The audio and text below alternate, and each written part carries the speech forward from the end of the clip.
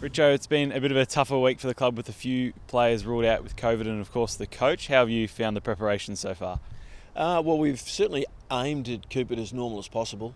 We planned at the start of the year for every person to go out of the program with COVID, and when it comes to the coach, it was always going to be Ooze. So that was pretty smooth, really. Ooze is a really experienced person.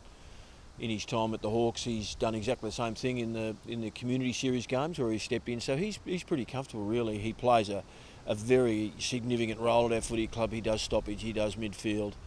You know, he does a lot of coaching, and that's certainly the way Goody wanted it set up. And he trusts Ooze.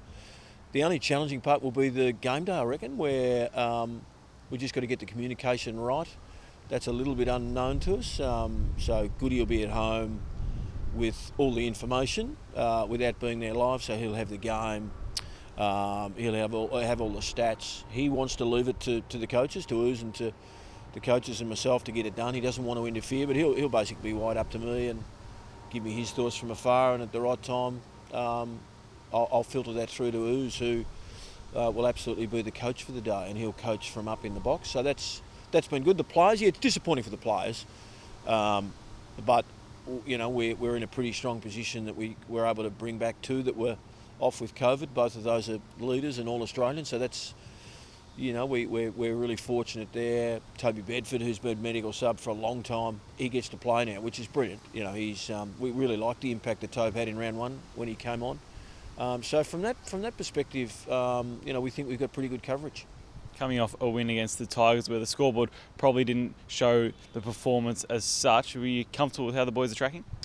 Yeah, no, there's a lot to like about that game. Richmond are still a really powerful team. We have a lot of respect for their footy club and the way they play. So to be as dominant as we were on all the numbers that mattered to us in terms of contest and entry and time in front half and shots, we've had 36 shots on goal. Clearly the big issue was accuracy.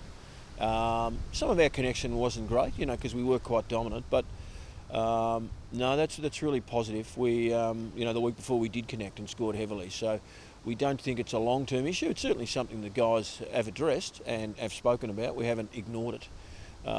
It's a lighter week from a training perspective. We couldn't do too much more out on the training track, but it's certainly something that our players are aware of. That you got to take your turn when it's your opportunity, and I'm sure we'll be able to remedy that this week. Coming up against the Hawks, who are 3-3, were competitive up till three-quarter time against the Swans. What have you made of them?